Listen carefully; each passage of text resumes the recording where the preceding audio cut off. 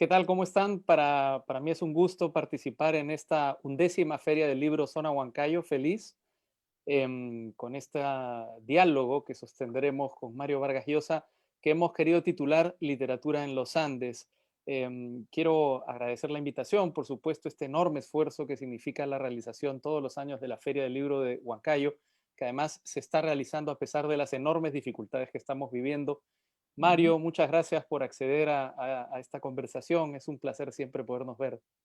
Pues nada, encantado, Raúl, de conversar contigo. Y yo también quiero sumarme a la felicitación a los huancaínos, porque sé que esta feria del libro lleva ya varios años. Es un esfuerzo formidable y espero que, a pesar de las restricciones inevitables, esta vez también la feria sea un éxito como lo ha sido los otros años. Entiendo que una muy buena amiga mía, que es una magnífica escritora y poeta guatemalteca, Yoconda Belli, está allí, que es una de las figuras de la feria. Aprovecho para enviarle un saludo muy cordial. Soy un gran amigo de ella y un gran admirador de los escritos de Yoconda Belli, y estoy seguro que su presencia va a dar mucho realce a esta feria del libro. Claro que sí, yo me sumo también a ese saludo a la querida Yoconda Belli. Quería comenzar preguntándote por tu relación con Huancayo, con el Valle del Mantaro. Has Ujú. estado algunas veces ahí, ¿verdad? Pues sí, he estado varias veces, no a la feria del libro, porque no existía en ese tiempo, pero yo fui a la feria comercial que había todos los domingos en Huancayo y que me mostraron siempre a un pueblo moderno, un pueblo entusiasta con el comercio, deseoso de alcanzar la modernidad. La verdad que esa feria era muy estimulante y te daba una idea distinta del Perú. Nosotros tenemos la idea de que el Perú es un país apagado, que es un país que la provincia sobre todo se duerme sobre sus laureles, y la verdad que uno tenía en Huancayo una idea muy distinta, era la de un pueblo pujante, la de unos comerciantes modernos que querían conquistar el éxito, y la verdad que era muy estimulante estar allí y participar de alguna manera en la feria como vendedor o como comprador, ¿no? Ujú. Queríamos centrar esta conversación en dos escritores, digamos, vinculados a Huancayo. En primer lugar, a Edgardo Rivera Martínez, que es del Valle del Mantaro, de Jauja, y luego en José María Arguedas. Y quería comenzar justamente por Rivera Martínez porque entiendo que tu cercanía con Jauja tiene que ver con él también, ¿no? Sí, sí, sin ninguna duda. Él me ayudó mucho cuando yo estaba escribiendo Historia de Maita. En realidad, aunque lo conocía desde Lima, pero nos habíamos visto poco y habíamos conversado pues rara vez. En cambio, una temporada que él pasó en París, donde yo vivía, nos vimos con bastante frecuencia, y allí yo llegué a conocer a Rivera Martínez de una manera más íntima. Era una persona extremadamente culta, que tenía una gran predilección por la pintura, por el arte, del que conocía muchísimo. La verdad que era espléndido conversar con él porque uno aprendía muchísimo gracias a esa sabiduría que la compartía con quien lo escuchaba, y además conocía mucho y además era un escritor de muy buena literatura. En esa época justamente yo estaba escribiendo Historia de Maita, de tal manera que la experiencia de un jaujino que además tenía un espíritu artístico y literario me ayudó muchísimo. Creo que no llegó a acompañarme a Jauja, alguna dificultad tuvo, pero los consejos que me dio, los lugares que me indicó que debía visitar, eh, las personas que también de alguna manera se vinculaban a esta experiencia, me sirvieron muchísimo. Y la verdad que incluso él escribió una crónica sobre la novela una vez publicada, Historia de Maita, y hacía referencias a los encuentros que tuvimos en París, y en los que por supuesto hablamos muchísimo de su tierra natal, ¿no? Él era muy amigo de Todavía no había escrito la que es pues, el gran libro jaujino, ¿ah? el libro seguramente más importante que se ha escrito nunca sobre Jauja, que lo escribió él, con una prosa deliciosa, una prosa de una gran delicadeza, con un acento muy personal, notoriamente personal, y que ha quedado como uno de los mejores libros que se han escrito en literatura en el Perú. Estamos hablando, por supuesto, de País de Jauja. Un País de libro, Jauja, un libro realmente muy bello, y en el que sobre todo la buena prosa sorprende porque no hay la menor dejadez, hay una precisión, una exactitud en el manejo de los adjetivos y de los adverbios sobre todo, que es el gran problema donde suelen pecar mucho los escritores latinoamericanos, pero él nunca pecaba, él elegía sus adverbios y sus adjetivos con extraordinaria precisión. ujú. Él era una persona discreta, yo lo recuerdo como una persona hasta tímida. ¿Tú crees que esa discreción, esa timidez conspiró contra su proyección internacional como escritor? Sin ninguna duda, sin ninguna duda. Era un hombre sumamente modesto, eh, algo tímido probablemente, y que no le gustaba hablar de sí mismo para nada. Era el tipo de escritor que no se promueve a sí mismo, que por el contrario tiene una humildad que es muy sincera, que es muy auténtica, de tal manera que él era incapaz de promoverse, y seguramente esto le restó, digamos, proyección a sus libros, pero yo creo que esos libros se van a ir imponiendo poco a poco, que ya figuran entre los libros importantes que se han escrito y que de alguna manera dan una presencia serrana, una presencia andina a la literatura de nuestro país, ¿no? Ujú. Gonzalo Portocarrero, refiriéndose a País de Jauja, dice que, digamos, es un libro que propone un encuentro, una fusión entre lo indígena y lo occidental. Dice específicamente, es un lugar en donde la gente puede mezclar la música clásica con los yarabíes y los huaynos. Es un indigenismo Ujú. muy distinto, por ejemplo, al de José María Arguedas. Sin ninguna duda. Es un indigenismo que no es fotográfico, es un indigenismo mucho más esencial y que tiene que ver con lo que es el Perú, ¿no es cierto? El Perú, pues, es un país con distintas tradiciones, una tradición en lengua española que es muy fuerte, una tradición inca, quechua, que también es muy fuerte, pero la tradición quechua está muy condicionada por la diversidad del quechua y la diversidad del paisaje andino. Entre José María Arguedas y él, por ejemplo, hay una distancia muy grande. Son dos maneras de entender el mundo andino, el mundo tradicional indígena peruano.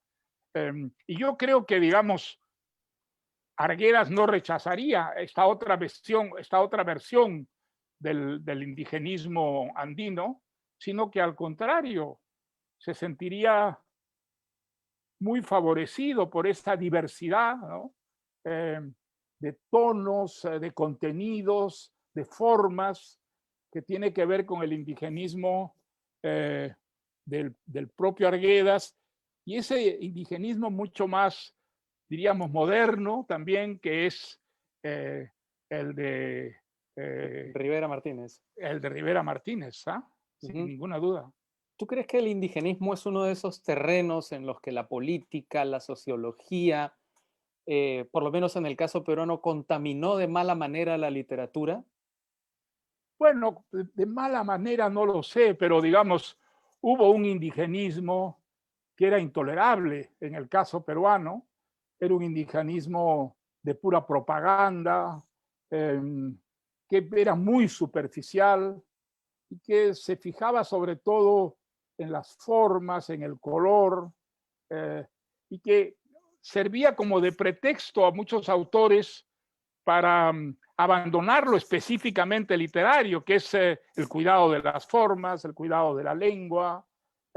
Hay una literatura indigenista que es muy barata, muy superficial, muy demagógica, por otra parte, y que yo creo que ha ido desapareciendo y que está hoy día prácticamente extinguida en el Perú, ¿no?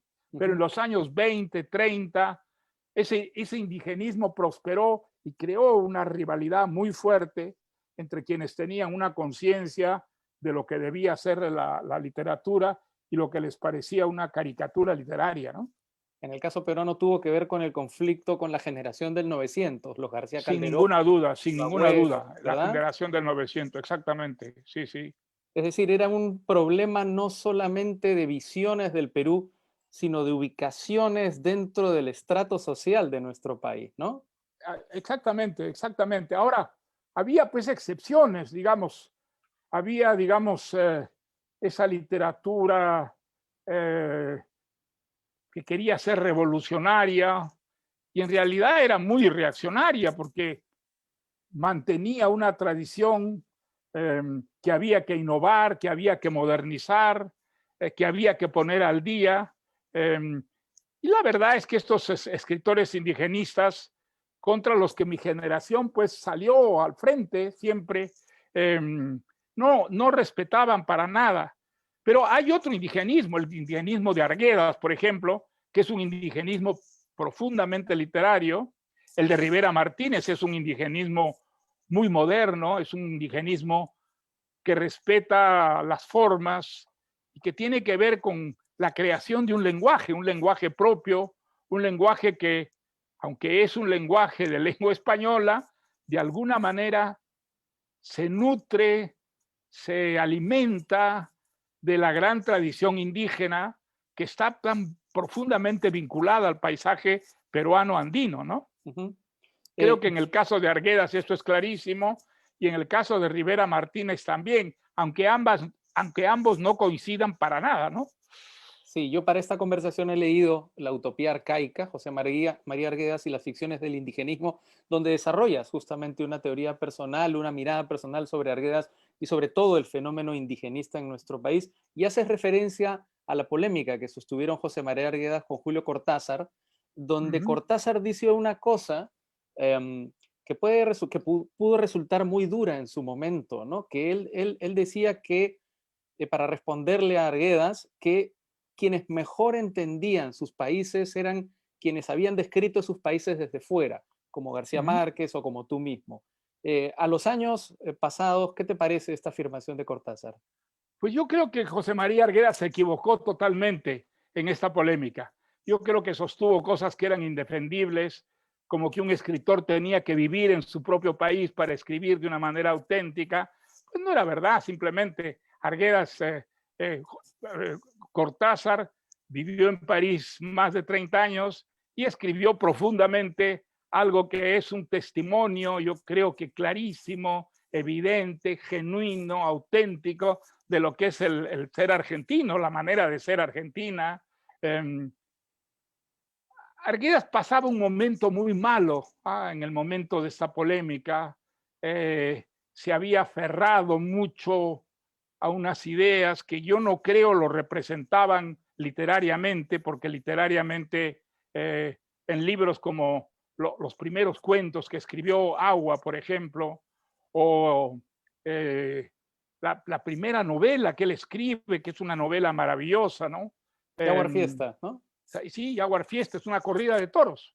Es Ujú. una corrida de toros en su versión indígena que muestra con una gran, digamos, autenticidad toda la violencia que, aprovechando lo que es una corrida de toros, añadieron los propios comuneros, los indígenas, eh, pues a quienes somos aficionados de los toros, nos llama profundamente la atención y nos conmueve esa representación que hace Arguedas en su primera novela de lo que es las corridas de toros que se han enraizado profundamente en los pueblos de las sierras. A mí me decía Juan Ocio, por ejemplo, un antropólogo peruano, que hay más de 100 pueblos donde el día del patrono del pueblo se celebra siempre con una corrida de toros, como si la comunidad indígena peruana hubiera hecho de la corrida de toros algo profundamente personal, ¿no? Ujú. Estamos hablando de Cortázar, estamos hablando de García Márquez. ¿Por qué no llegó a sumarse, a incorporarse del todo Arguedas al boom latinoamericano? Porque Arguedas vivía en el Perú muy aislado de lo que era la, la corriente literaria, que tenía lugar sobre todo en Europa, fundamentalmente en Francia. Em, por otra parte, José María Arguedas, él era un antropólogo fundamentalmente, había recibido una formación de antropólogo y sus conocimientos literarios, que eran espontáneos, que eran muy genuinos y en los mejores momentos de Arguedas muy creativos, tenía vacíos en su formación, unos grandes vacíos literarios. Eh, él hablaba siempre con mucho cariño de Los Miserables, decía que era una novela que a él lo había vinculado a la literatura moderna, pero claro, la literatura moderna no era Los Miserables propiamente dicha, sino pues autores como Joyce, como Faulkner, a los que creo que Arguedas ni siquiera había leído. Entonces, su formación literaria era espontánea, eh, tenía una poesía que manaba de él de una manera muy genuina, muy auténtica y muy poco trabajada. Yo creo que por eso él se equivocó en las últimas novelas, que en gran parte por la influencia que pesaba sobre él, escribió tratando de que fueran novelas revolucionarias, algo con lo que no estaba, digamos, íntimamente vinculado a Arguedas. Él estaba mucho más cerca de la poesía de los Andes, de ese mundo íntimo, muy subjetivo, eh, que mostró en sus primeras novelas y sobre todo en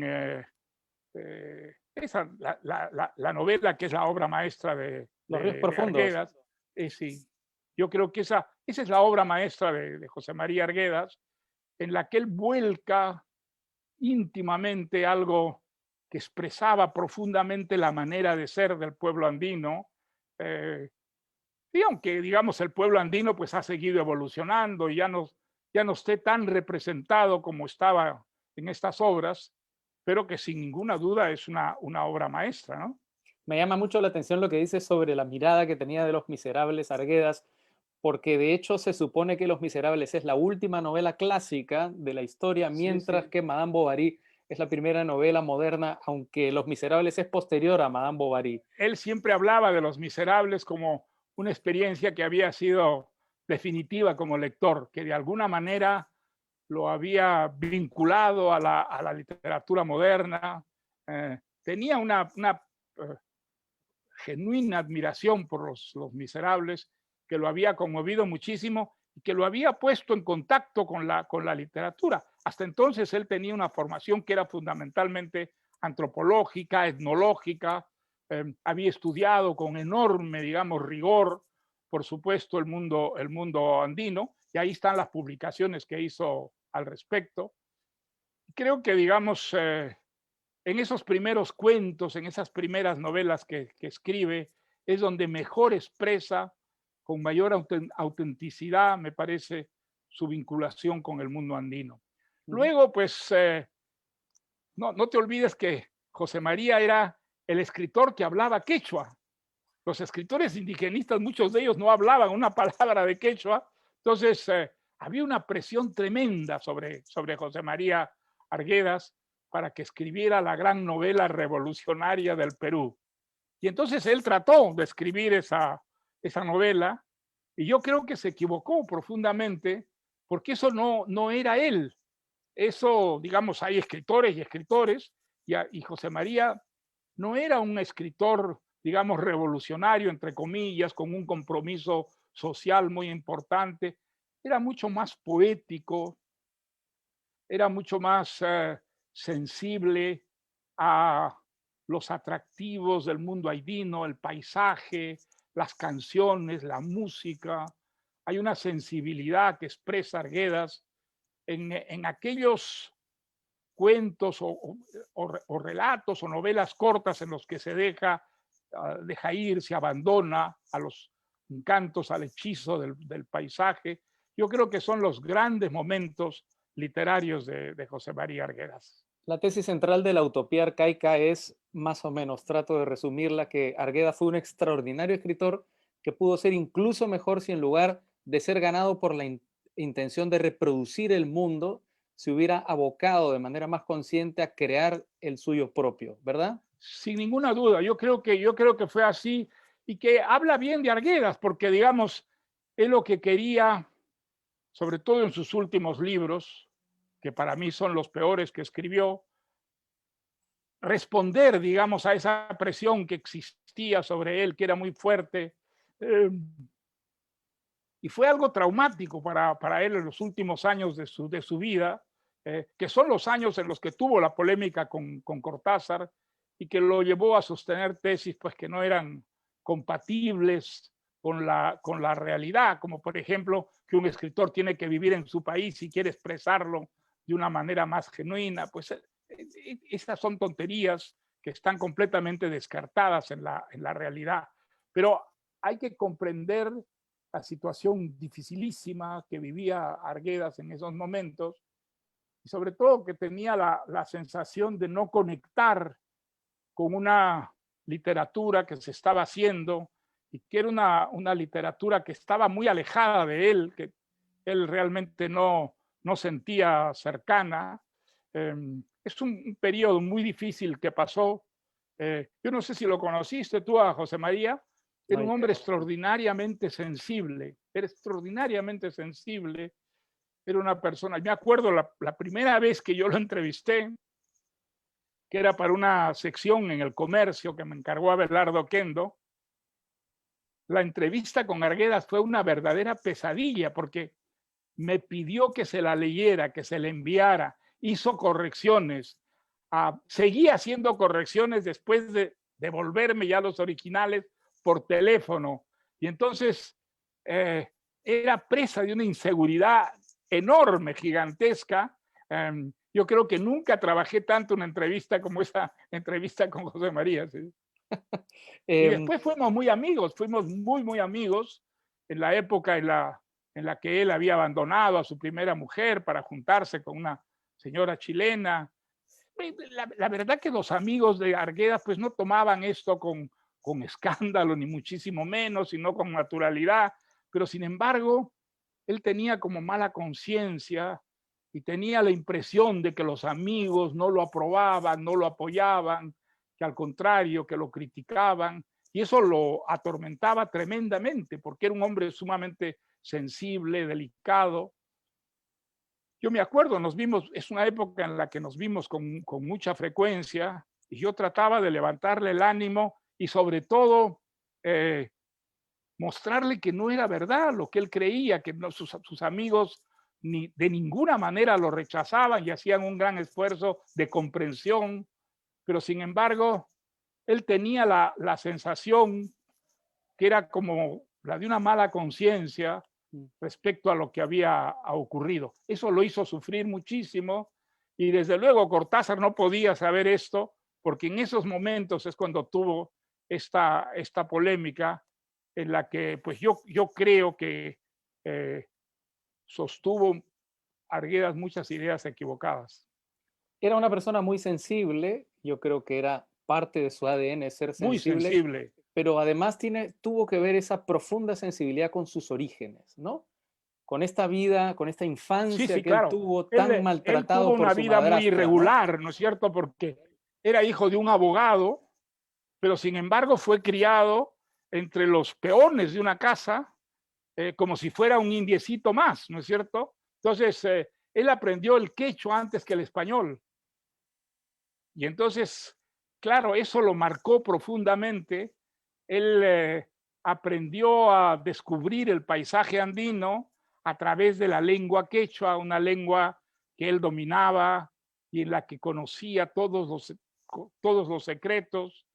Y creo que su gran trabajo, su trabajo literario, intelectual, fue el convertir esa lengua quechua que había aprendido de niño, en un tipo de español que lo identifica profundamente a Arguedas, ¿no? Sobre todo en sus primeros libros, ahí está ese trabajo de transculturación, ¿no? De una lengua a otra lengua, para hacer hablar en el español que él dominaba también perfectamente, eh, con una sensibilidad, con un sentido, con una poesía que tiene que ver muchísimo con el mundo andino y con la lengua quechua. Yo creo que ese es el gran Arguedas, el que nos dejó, digamos, libros y, bueno, textos, ¿no? Que son admirables, aunque luego, pues, por las buenas razones, por razones muy bien generosas, él trató de hacer otro tipo de literatura, en lo que yo creo empobreció muchísimo su obra, ¿no? Ujú. Quisiera dejar un instante de hablar de Arguedas y ya que lo has mencionado, preguntarte a ti, ¿qué sientes tú frente al paisaje andino?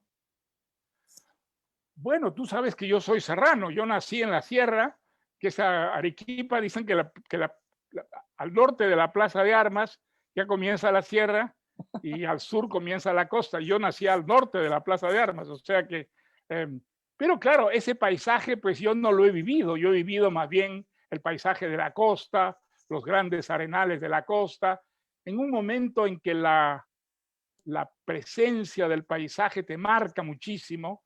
Yo de niño, cuando llegué al Perú, pues tenía 10 años, y entonces el paisaje que a mí más me ha conmovido siempre ha sido el paisaje de la costa, a pesar de no ser yo costeño, pero sí he vivido en Piura, he vivido en Lima, y a la sierra he ido solo de visita.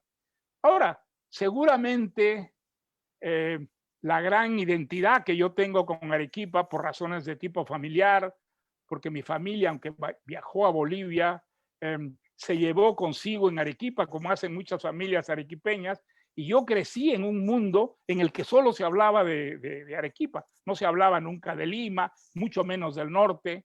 En cambio, Arequipa sí estaba enormemente presente, de tal manera que yo me sentí siempre muy arequipeño, y seguramente a través de mi familia materna, que eran los arequipeños, algo se me pegó Ujú. de ese mundo, y por eso pues quiero tanto Arequipa, a pesar de no haber vivido nunca en esa ciudad, sino haber estado siempre de visita, ¿no? Yo recuerdo haber estado en un diálogo que sostuviste hace muchos años en el Centro Cultural Garcilaso de la Cancillería con Ajá, Toño Cisneros, donde así. Toño Cisneros advertía en ti en los últimos años un profundo proceso de arequipeñización y que tú Sí, es respondiste verdad, yo lo recuerdo también, y sí, que tú sí, respondiste que era quizá porque desde muy pequeño Arequipa era tu Arcadia, ¿no? claro. Arequipa era la felicidad, porque yo había crecido en Cochabamba, en Bolivia, oyendo a mi familia sobre los barrios de Arequipa, sobre las costumbres arequipeñas, los platos de comida arequipeños. Y yo recuerdo siempre un primer viaje que hice a Arequipa, cuando yo tendría pues unos 6 o 7 años, a un congreso eucarístico llevado por mi abuelita y por mi madre. Me acuerdo que nos alejamos en la casa de un tío, el tío Eduardo, que era primo hermano de mi abuela. Él era un juez, había estado en el Vaticano y había visto al Papa y era muy católico, como solían ser en ese tiempo los arequipeños. Y recuerdo que hablaba con verdadero deslumbramiento del Papa. Yo me sentía enormemente feliz en ese congreso eucarístico donde habló, eh, ¿quién era el orador famoso allí? Era un arequipeño que además era pariente nuestro, eh, que era Belaúnde, pues Belaúnde, Víctor Andrés el que Belaúnde. fue Víctor Andrés Belaúnde, claro, que era pariente nuestro, y me acuerdo que hablaba con enorme, digamos, emoción, empuje. En esa época yo era también muy católico, así que me sentía muy conmovido con los discursos, las arengas de Víctor Andrés Belaúnde. Por todo eso, supongo que algo se me ha pegado del mundo serrano, del mundo andino, como les ocurre, creo, a todos los peruanos, incluso a los que nunca han salido de la costa o de la selva. Es muy difícil escapar a la enorme influencia que ha tenido en la historia del Perú el mundo andino, la cordillera de los Andes, la cultura andina, de tal manera que cuando leemos a escritores como José María Arguedas, pues nos sentimos como identificados, aunque no hayamos vivido directamente las experiencias que él describe, ¿no? Ujú. Volviendo a Arguedas, tú has dicho que es el escritor peruano sobre el que has leído más y al que más has estudiado, no solo por su obra, sino por su tragedia personal, por sus Sí, sí, circunstancias sin peculiares, ninguna duda. particulares, ¿no? Yo no, digamos, he leído literatura peruana, pero probablemente al escritor que he leído más y releído más ha sido Arguedas. Además, porque lo conocí a él y nos vimos con bastante frecuencia, sobre todo en la última época, que fue la época más difícil que tuvo Arguedas.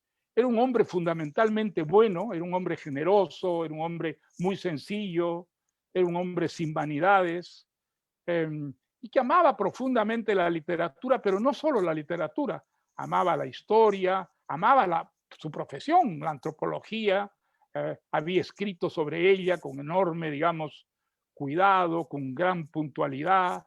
Eh, y por otra parte, era un artista, era un hombre que tenía un conocimiento del lenguaje, una preocupación por el lenguaje. Y a mí me apenó mucho que por generosidad renunciara a todo eso en sus últimos libros y que nos dejara esos libros que yo creo están en contradicción radical con lo que es el mejor Arguedas y la buena literatura que escribió, ¿no? Mm. Ahí hay este episodio de la mesa redonda sobre todas las sangres, que es Uh -huh. paradójico, ¿no? Porque la Sí, sí. crítica contra Arguedas es justamente que no hace una literatura más comprometida, más Así revolucionaria, que es. retrate de manera más Esa femenina. presión sobre él se Exacto. marcó. Allí aparece muy fuertemente. Claro, ninguno de los que participó en esa mesa redonda podía saber la dificilísima situación que él vivía en esos momentos y la manera como lo afectó, porque lo Sí. afectó terriblemente las conclusiones de esa. Él sintió que había fracasado en la vida, había escrito este libro con enorme, digamos, entusiasmo y, pronto, y descubrí allí que sus amigos, los que admiraba, de quienes esperaba sobre todo eh, una felicitación, pues al contrario, ¿no? Tomaban distancia con él y lo criticaban.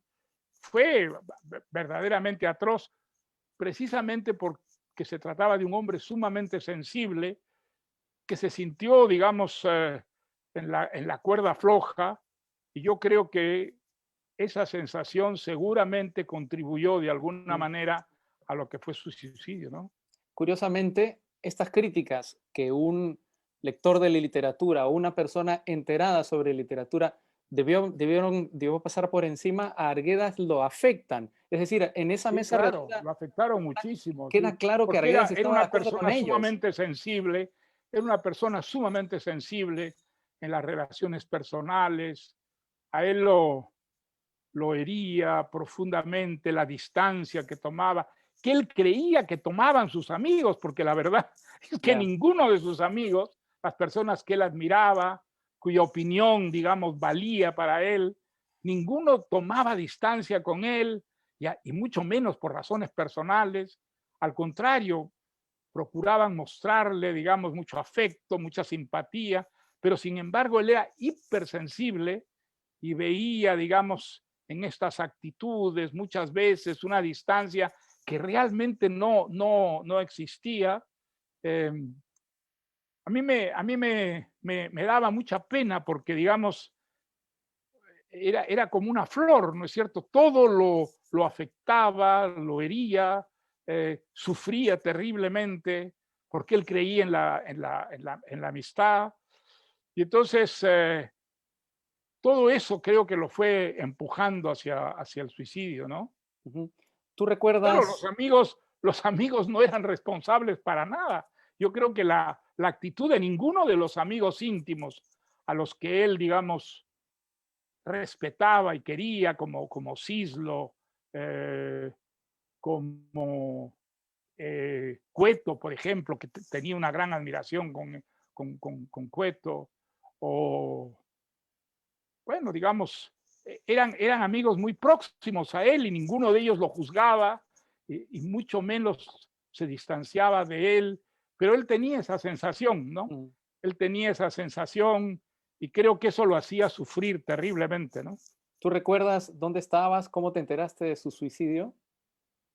Yo ya estaba en Europa, yo ya estaba en Europa cuando se suicidó. Sí, no sabía incluso a quién mandarle el pésame, pero recuerdo la primera vez que él intentó suicidarse, porque fue una segunda vez.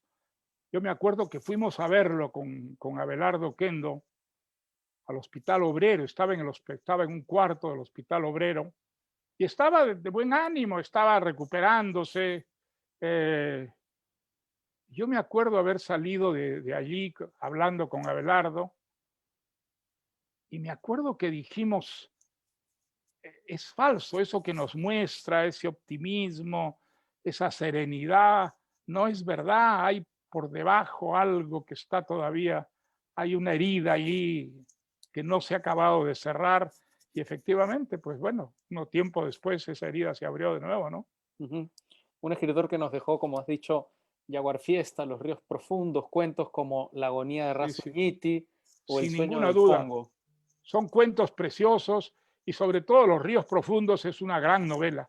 Yo creo que es una de las grandes novelas que se han escrito en el Perú, donde fue él, digamos, más auténtico y donde ese esfuerzo de utilizar el español para volcar una experiencia que fue vivida en quechua por él, tuvo más éxito, ¿no? Ujú.